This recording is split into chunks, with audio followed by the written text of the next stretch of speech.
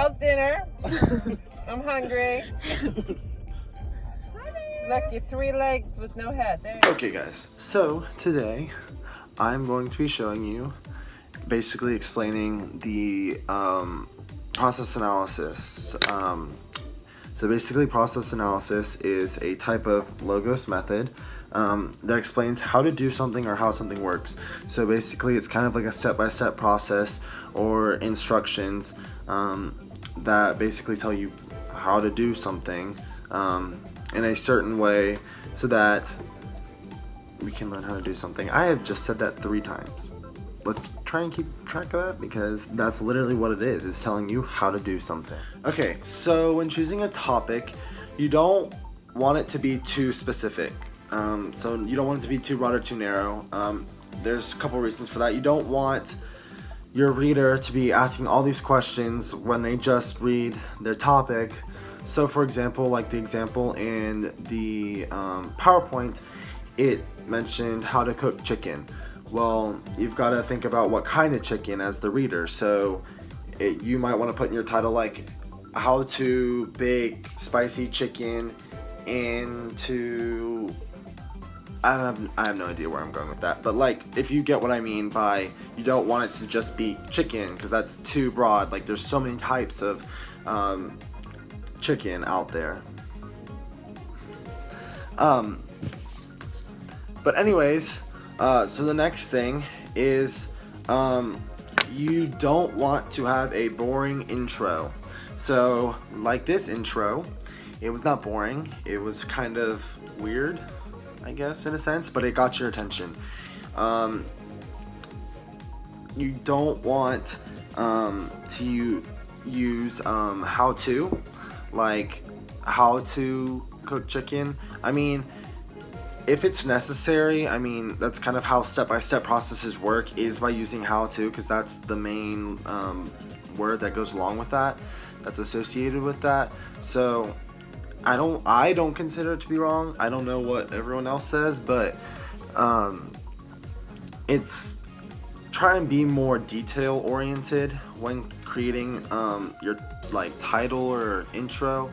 The how-to is kind of just bland. So if you said like, let's see, not how to cook a chicken. That literally keeps popping up in my head. But maybe thinking of the best way to bake lasagna in your 2019 whatever oven. I don't know, something like that. Something that is long and will catch your reader's attention. Okay, so the next thing to kind of think about when writing your process analysis essay is make sure your audience knows what skills and equipment they're going to need to, let's just say, bake a cake. If one of your ingredients is saying 2 ounces of, let's say, I don't know, an orange. 2 ounces of orange. That's not a thing. But anyways, 2 ounces of orange. Well, what if your intended audience doesn't have an orange? You might want to put in, if you do not have an orange, here's some things you can substitute and still have that great quality taste without the orange, if that makes sense. You're not going to want to have them go put like frog juice. That's not a thing, is it? I don't know. Like frog legs in their cake. Yeah. So make sure that that they have the necessary skills and equipment. Okay, so make sure to clarify things that your intended audience might not know. So for instance, if you are, let's say, teaching someone how to write, make sure they know what a pencil is. That's not a good example.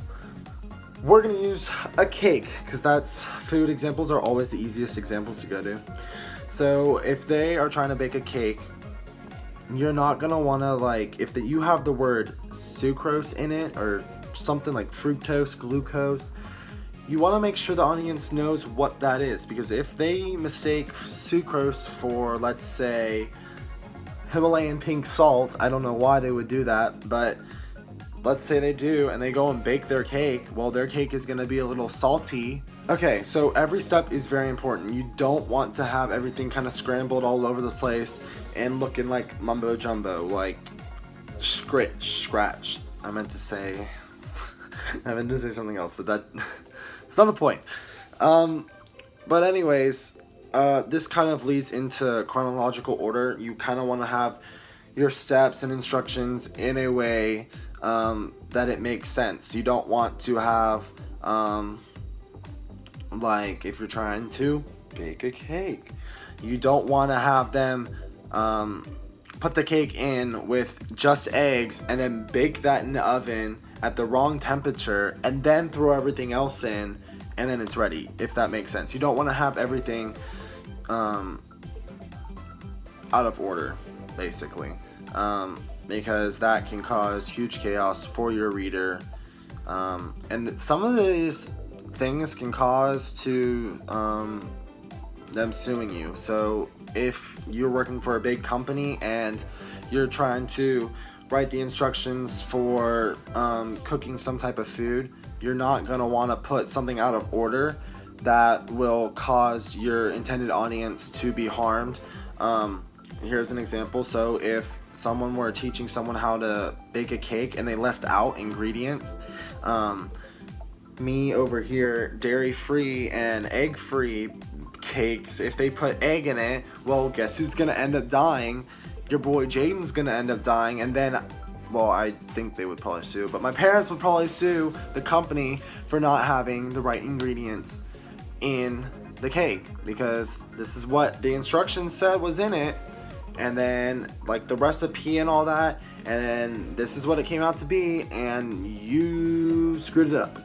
So you kind of want to have it in that chronological order so that chaos doesn't really happen, because that's just one example for things that could happen in the future when writing one of these essays. Another important thing to keep in mind is use transitions. Transitions will allow your essay to run smoothly.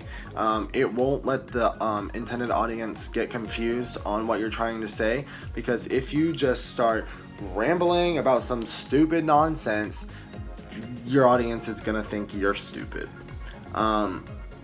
because you literally have all of these words combined and you're like, what does that say? So you kind of want to have those transitions just to allow it to run smoothly so that they don't get lost. Okay, so be super specific when giving directions. Use as much detail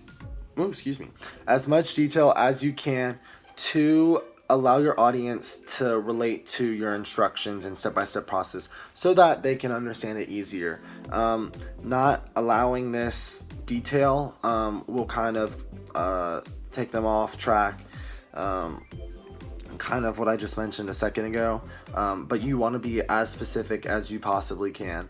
So another do not is you do not want to omit anything. What I mean is abbreviate anything. So you do not want someone putting in like teaspoon, for example, which is represented by TSP for those of you who don't know. But if you're trying to cook and you need 3 tablespoons of oil and someone doesn't know what, I think it's TBS or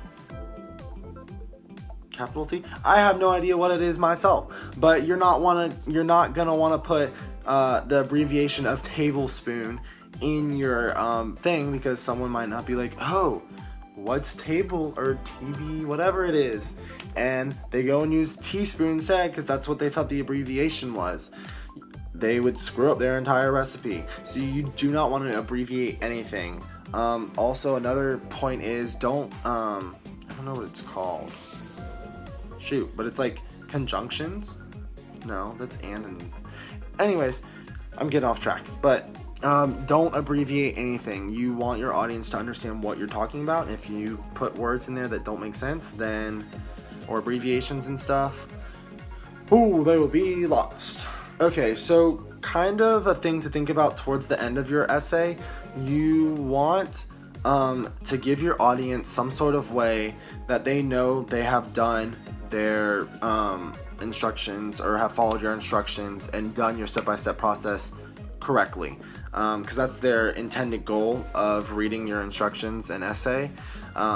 So giving them some sort of way to know that they finished, like whether it's saying if it tastes chocolatey, then you know you've baked it correctly, or if you smell the scent of lavender, then you know you have done it correctly. Giving those, like, kind of, I guess, the 5 senses, so that they are like, oh, well, they said that you're supposed to smell this. Well, I smell this, so that means that I've done it correctly. Just giving something that they know, yep, we've done it. Like, congratulations, like, once you've done this, you've done it. You also want to, I guess that would kind of be before that conclusion paragraph, but for your conclusion paragraph or instructions or step-by-step process, you want to kind of just sum up basically what you've done. So depending on what your topic is, you want to be able to make sure, like, hey, like, this is what you've done in your entire essay. So, like, starting from the beginning, like, just this is what you've done to the complete end. So kind of coming to terms with that, I mean, that's basically it for a process analysis essay. I hope this was able to kind of show you, listen you, I don't know, give you, like, the opportunity to understand it better from a video, because who doesn't love videos? But yeah, I hope that this video kind of helps you understand process analysis easier than me just standing up here and presenting it. Okay, so anyways, I hope you guys enjoyed.